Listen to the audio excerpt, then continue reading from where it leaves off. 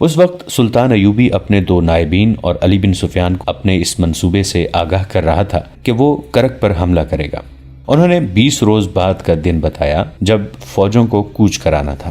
یہ تمام تر منصوبہ عالم جاسوس اور 2 لڑکیاں ساتھ والے کمرے میں سن رہی تھیں۔ عالم نے ایک بار پھر لڑکیوں کے ساتھ افسوس کا اظہار کیا کہ انہیں ایک راز معلوم ہو گیا ہے مگر وہ اسے شوبک تک نہیں پہنچا سکتے۔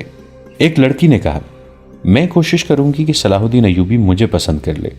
اگر تھوڑی سی دیر کے لیے بھی وہ مجھے اپنے ساتھ تنہائی میں رکھ لے تو میں اس سے رہائی پا لوں گی۔ مجھے امید ہے کہ میں اس کی عقل پر قبضہ کر لوں گی۔ معلوم نہیں اس نے ہمیں کیوں بلایا ہے، عالم جاسوس نے کہا۔ تم دونوں یاد رکھو، اگر وہ تمہیں اکیلے اکیلے بلائے تو دونوں یہ کوشش کرنا کہ اسے حیوان بنا سکو۔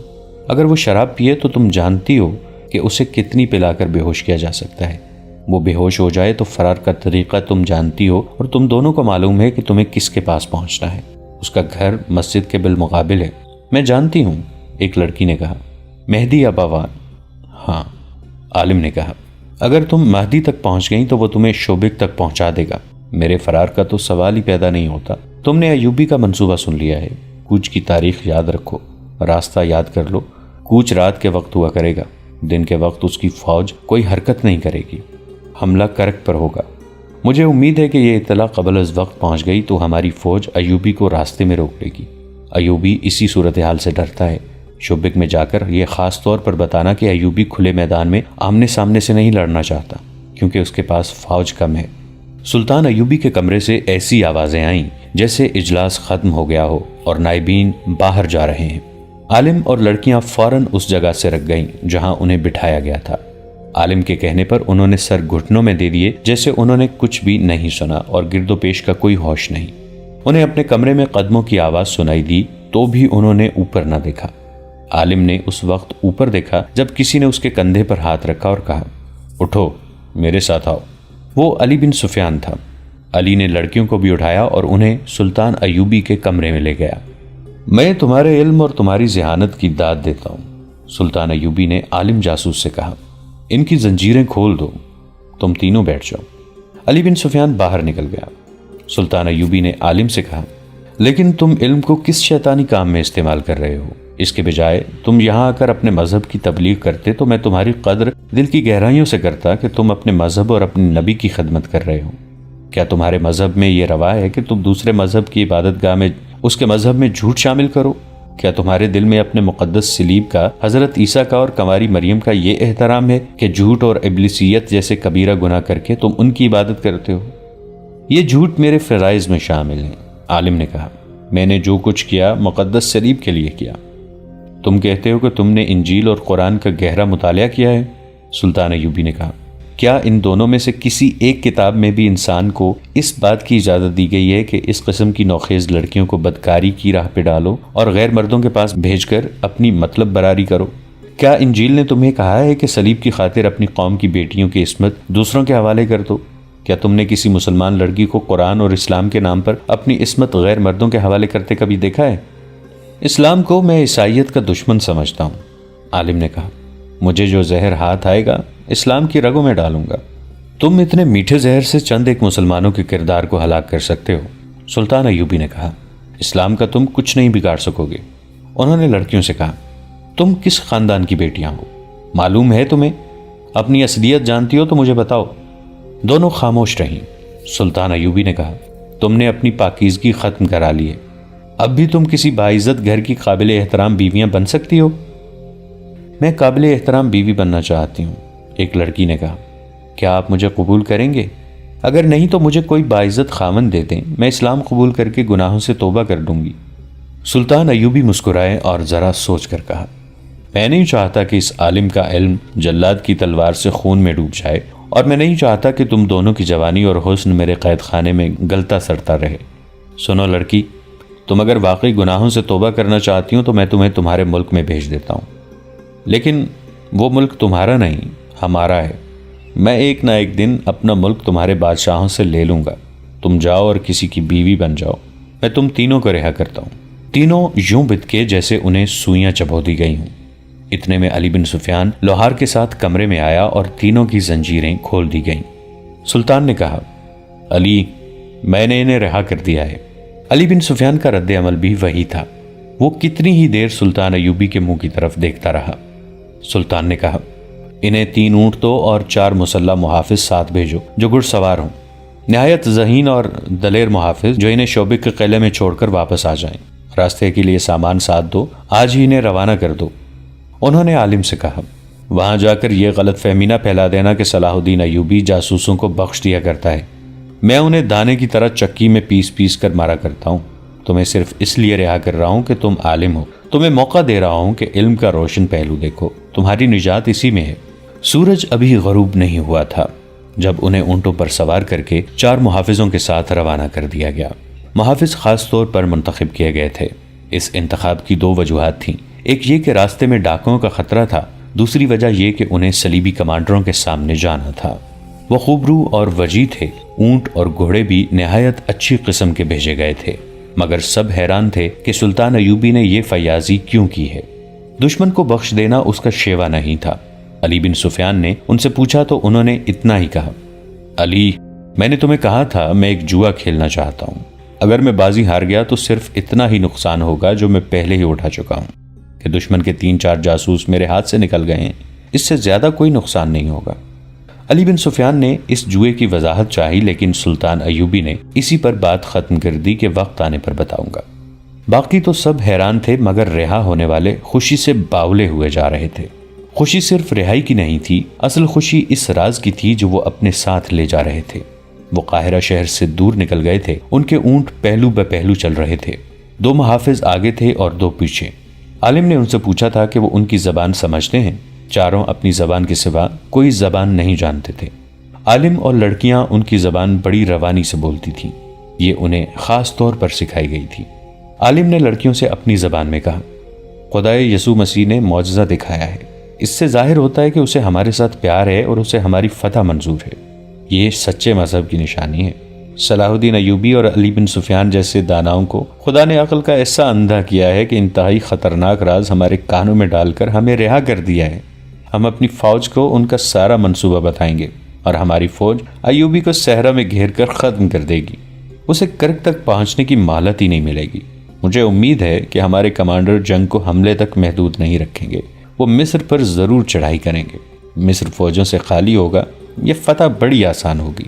آپ عالم ہیں، تجربہ کار ہیں، ایک لڑکی نے کہا، مگر آپ جسے معجزہ کہہ رہے ہیں وہ مجھے ایک خطرہ دکھائی دے رہا ہے۔ خطرہ یہ 4 محافظ ہیں، یہ نہ ہو کہ آگے جا کر یہ ہمیں قتل کر کے واپس چلے جائیں۔ صلاح الدین ایوبی نے ہمارے ساتھ مذاق کیا ہے، جلاد کے حوالے کرنے کی بجائے ہمیں ان کے حوالے کر دیا ہے، یہ ہمیں جی بھر کے خراب کریں گے اور قتل کر دیں گے، اور ہم نہتے ہیں۔ عالم نے یوں کہا جیسے اس کے ذہن سے خوش فہمیاں نکل گئی ہوں۔ اس نے کہا، تم نے جو کہا ہے وہ درست ہو سکتا ہے، کوئی حکمران اپنے دشمن کے جاسوس کو بخش نہیں سکتا، اور مسلمان اس قدر جنس پرست ہیں کہ تم جیسی حسین لڑکیوں کو چھوڑ نہیں سکتے، ہمیں راتوں کو چوکنا رہنا پڑے گا۔ دوسری لڑکی نے کہا، اگر رات کو یہ سو جائیں تو انہیں انہی کے ہتھیاروں سے ختم کر دیا جائے، ذرا ہمت کی ضرورت ہے۔ ہمیں یہ ہمت کرنی پڑے گی، عالم نے کہا، یہ کام آج رات ہی ہو جائے تو اچھا ہے، صبح تک ہم بہت دور نکل جائیں گے۔ 2 محافظ آگے اور 2 پیچھے اپنی گپ شپ لگاتے چلے جا رہے تھے۔ ان کے انداز سے ظاہر ہوتا تھا جیسے انہیں معلوم ہی نہیں کہ وہ 2 اتنی دلکش لڑکیاں ان کی تحویل میں ہیں۔ سورج غروب ہو رہا تھا۔ ایک نے عالم سے کہا کہ ہم ابھی رکیں گے نہیں، رات کا پہلا پہر چلتے گزاریں گے۔ وہ چلتے گئے اور صحرا کی رات تاریک ہوتی گئی۔ عالم اور لڑکیاں اونٹوں کو قریب کر کے محافظوں کے قتل کا منصوبہ بنا رہی تھیں۔ بہت دیر بعد ایک سرسبز سی جگہ آ گئی۔ محافظ رک گئے اور وہیں پڑاؤ کیا۔ انہوں نے کھانے کے لیے جاسوسوں کو سامان دیا اور پھر سونے کی تیاری کرنے لگے۔ جاسوسوں نے دیکھا کہ تینوں محافظ لیٹ گئے تھے اور ایک ٹہل رہا تھا۔ عالم لڑکیوں کے ساتھ محافظوں سے کچھ دور لیٹا، ان تینوں کی نظر محافظوں پر تھی۔ وہ چوتھے محافظ کو دیکھتے رہے، وہ پڑاؤ کے ارد گرد ٹہلتا رہا۔ ایک کھٹکا سا ہوا، وہ دوڑ کر ادھر گیا اور اچھی طرح دیکھ بھال کر کے آ گیا۔ تقریباً 2 گھنٹے گزر گئے۔ اس نے اپنے ایک اور ساتھی کو جگایا اور خود اس کی جگہ لیٹ گیا۔ جو جاگا تھا وہ پڑاؤ کے ارد گرد ٹہلنے لگا، کبھی جانوروں کے پاس جا کر انہیں دیکھتا اور کبھی سوئے ہوئے انسانوں کو دیکھتا۔ عالم نے لڑکیوں سے کہا، ہم کامیاب نہیں ہو سکیں گے، یہ کمبخت پہرا دے رہے ہیں، جو ہوگا ہو کے رہے گا، سو جاؤ۔ اور وہ سو گئے۔ رات گزر گئی۔ صبح ابھی دھندلی تھی جب محافظوں نے انہیں جگایا اور روانہ ہونے کے لیے کہا۔ تھوڑی دیر بعد پھر اسی ترتیب میں چلے جا رہے تھے جس میں ایک روز پہلے تھے۔ 3 اونٹ پہلو پہ پہلو، 2 محافظ آگے اور 2 اونٹوں کے پیچھے۔ وہ ایک بار پھر لڑکیوں سے لا تعلق ہو گئے۔ انہوں نے کوئی ایسی بات بھی نہ کی تھی جس سے شک ہوتا کہ یہ لوگ اوباش یا بدماش ہیں۔ سورج ابھرتا آیا، پھر یہ قافلہ ٹیلوں کے علاقے میں داخل ہو گیا۔ مٹی اور ریت کی پہاڑیاں منحنی سی دیواروں کی طرح کھڑی تھیں۔ ان میں گلیاں سی تھیں اور ان پر پہاڑیوں کا سایہ تھا۔ لڑکیاں ڈرنے لگیں۔ ڈر ان کے چہروں سے ظاہر ہو رہا تھا۔ ان کی نگاہ میں یہ جگہ جرم اور قتل وغیرہ کے لیے موزوں تھی، مگر محافظ ان کی طرف دیکھ بھی نہیں رہے تھے۔ ان سے کہو کہ ہمارے ساتھ باتیں کریں، ایک لڑکی نے عالم سے کہا۔ ان کی خاموشی اور لا تعلقی مجھے ڈرا رہی ہے۔ انہیں کہو کہ ہمیں مارنا چاہتے ہو تو فوراً مار دیں، میں موت کا انتظار نہیں کر سکتی۔ عالم خاموش رہا۔ وہ لڑکیوں کی کوئی مدد نہیں کر سکتا تھا۔ وہ تینوں ان محافظوں کے رحم و کرم پر تھے۔ سورج سر پر آ گیا تو وہ ان ٹیلوں کے اندر ایسی جگہ گئے جہاں ریت کی سیلوں والے ٹیلے تھے اور اوپر جا کر آگے کو جھکے ہوئے تھے۔ ان کے سائے میں انہوں نے قیام کیا۔ کھانے کے دوران عالم نے محافظوں سے پوچھا، تم لوگ ہمارے ساتھ باتیں کیوں نہیں کرتے؟ جو باتیں ہمارے فرض میں شامل نہیں وہ ہم نہیں کیا کرتے، محافظوں کے کمانڈر نے جواب دیا اور پوچھا، اگر تم لوگ کوئی خاص بات کرنا چاہتے ہو تو ہم سنیں گے اور جواب دیں گے۔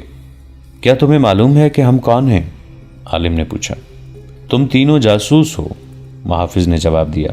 یہ لڑکیاں بدکار ہیں، یہ ان آدمیوں کے استعمال کے لیے ہیں جنہیں تم لوگ ہمارے خلاف استعمال کرنا چاہتے ہو۔ امیر مصر سلطان صلاح الدین ایوبی، اللہ اس کے نیک ارادوں میں برکت دے، نے تمہیں معلوم نہیں کیوں بخش دیا ہے۔ ہمیں حکم ملا ہے کہ تمہیں قلعہ شوبک میں چھوڑ آئیں، تم امانت ہو۔ تم نے یہ بات مجھ سے کیوں پوچھی ہے؟ تمہارے ساتھ باتیں کرنے کو جی چاہ رہا تھا، عالم نے جواب دیا۔ اتنا لمبا سفر اس لا تعلقی اور بیگانگی سے بڑا کٹھن ہو رہا ہے، ہمارے ساتھ باتیں کرتے چلو۔ ہم سفر ہیں، محافظ نے کہا، لیکن ہماری منزلیں جدا ہیں، 2 روز بعد ہم جدا ہو جائیں گے۔ عالم جاسوس نے جیسے محافظ کا جواب سنا ہی نہ ہو۔ اس کی آنکھیں کسی دور کی چیز کو دیکھ رہی تھیں۔ وہ صحرا سے اچھی طرح واقف تھا، صحرا کے خطروں سے واقف تھا۔ اس کی آنکھیں حیرت اور غالباً ڈر سے پھٹتی جا رہی تھیں۔ محافظ نے اس کی طرف دیکھا جس طرف عالم دیکھ رہا تھا۔ محافظ کی بھی آنکھیں کھل گئیں۔ کوئی 200 گز دور ایک بلند جگہ 2 اونٹ کھڑے تھے۔ ان پر 2 آدمی سوار تھے جن کے چہروں اور سروں پر پگڑیاں لپیٹی ہوئی تھیں۔ اونٹوں کی ٹانگیں نظر نہیں آ رہی تھیں، وہ بلندی کے پیچھے تھیں۔ سوار خاموشی سے کھڑے محافظوں اور جاسوسوں کے قافلے کو دیکھ رہے تھے۔ ان کا انداز اور لباس بتا رہا تھا کہ وہ کون ہیں۔ جانتے ہو کہ یہ کون ہیں؟ محافظوں کے کمانڈر نے عالم سے پوچھا۔ صحرائی ڈاکو، عالم نے جواب دیا۔ معلوم نہیں کتنے ہوں گے، دیکھا جائے گا، محافظ نے کہا۔ اس نے اٹھتے ہوئے اپنے ایک ساتھی سے کہا، میرے ساتھ آؤ۔ وہ دونوں گھوڑوں پر سوار ہو کر ڈاکوں کی طرف چلے گئے۔ ان کے پاس تلواروں کے علاوہ برچھیاں بھی تھیں۔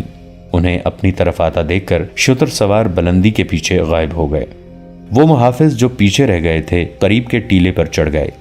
عالم نے لڑکیوں سے کہا، میرا خیال ہے تمہارا خدشہ صحیح ثابت ہو رہا ہے۔ یہ سلطان ایوبی کے بھیجے ہوئے آدمی معلوم ہوتے ہیں، ورنہ یہ محافظ اتنی دلیری سے ان کی طرف نہ جاتے۔ ایوبی تم دونوں کو بہت ذلیل کرانا چاہتا ہے۔ میرے لیے تو موت لکھی ہوئی ہے، تمہیں بڑی خوفناک سزا دی جائے گی۔ اس کا مطلب یہ ہے کہ ہم آزاد نہیں؟ ایک لڑکی نے کہا۔ ہم ابھی تک قیدی ہیں، یہی معلوم ہوتا ہے، دوسری لڑکی نے کہا۔ دونوں محافظ واپس آ گئے۔ ان کے ساتھی اور جاسوس ان کے گرد جمع ہو گئے۔ محافظوں کا کمانڈر جس کا نام حدید تھا انہیں بتانے لگا، وہ صحرائی قزاق ہیں، ہم ان سے مل آئے ہیں، ان کی تعداد معلوم نہیں ہو سکی۔ یہ دونوں جو ہمیں دیکھ رہے تھے کہتے ہیں کہ صبح سے ہمارا پیچھا کر رہے ہیں۔ انہوں نے مجھے کہا ہے کہ تم فوج کے آدمی اور مسلمان معلوم ہوتے ہو، لیکن یہ لڑکیاں مسلمان نہیں۔ یہ دونوں لڑکیاں ہمارے حوالے کر دو، ہم تمہیں پریشان نہیں کریں گے۔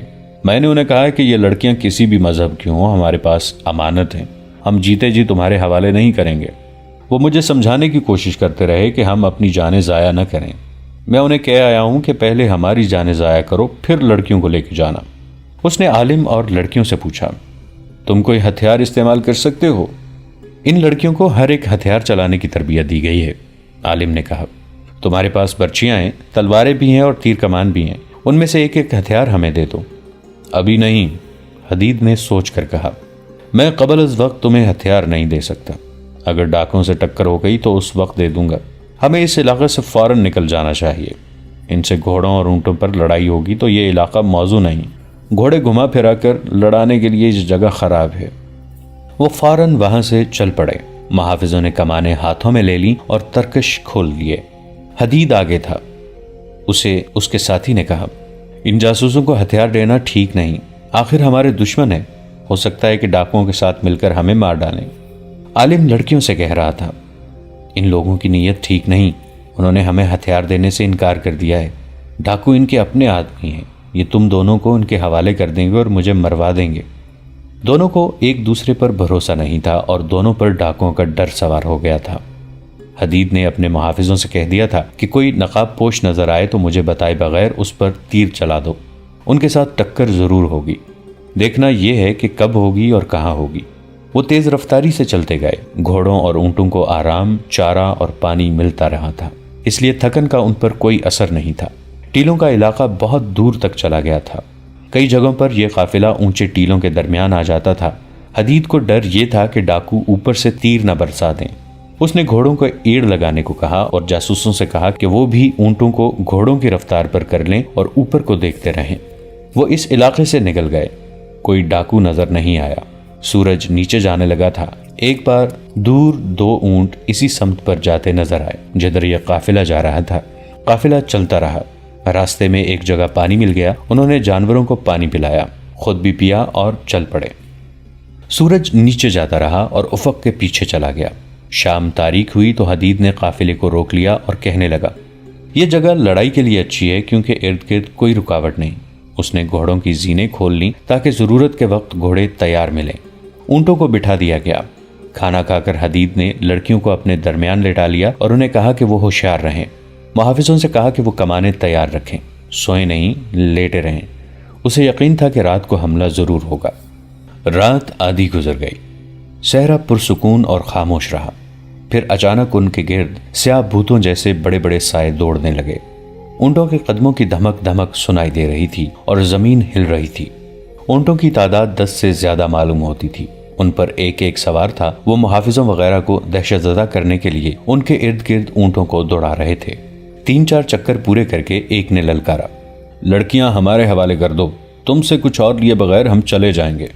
اس کے جواب میں حدید نے لیٹے لیٹے پہلا تیر چلایا، جسے تیر لگا اس کی بڑی زور کی آواز سنائی دی۔ دوسرے محافظوں نے بھی لیٹے لیٹے ایک ایک تیر چلایا۔ 2 اونٹ بلبلا کر بولے اور بے قابو ہو گئے۔ حدید نے لڑکیوں سے کہا، بھاگنا نہیں، ہمارے ساتھ رہنا۔ شتر سواروں میں سے کسی نے کہا، ٹوٹ پڑو، کسی کو زندہ نہ چھوڑو، لڑکیوں کو اٹھا لو۔ صحرا کی ریت اتنی شفاف ہوتی ہے کہ چاندنی نہ ہو تو بھی کچھ دور تک نظر آ جاتا ہے۔ شتر سوار اونٹوں سے کود آئے، پھر تلواریں اور برچیاں ٹکرانے کا اور دونوں فریقوں کی للکار کا شور رات کا جگر چاک کرنے لگا۔ کسی کو ایک دوسرے کا ہوش نہ رہا۔ حدید اور محافظ نے لڑکیوں کو اس طرح اپنے درمیان کر لیا تھا کہ محافظوں کی پیٹھیں لڑکیوں کی طرف تھیں۔ لڑکیوں نے کئی بار کہا کہ ہمیں بھی کچھ دو۔ حدید نے کہا، میری تلوار نکال لو۔ وہ خود برچی سے لڑ رہا تھا۔ ایک لڑکی نے اس کی نیام سے تلوار نکال لی اور دونوں محافظوں کے درمیان سے نکل گئی۔ دوستو، آج کے لیے اتنا ہی۔ اسی کہانی کی اگلی قسط کے ساتھ بہت جلد حاضر ہوں گے۔ نیچے کامنٹ سیکشن میں اپنی رائے کا اظہار ضرور کیجیے گا۔ ہمارے اس چینل کو سبسکرائب کر کے نیچے موجود بیل آئیکن کو بھی ضرور کلک کیجیے گا۔ اگلی ملاقات تک کے لیے ہمارا اور آپ کا اللہ نگہبان۔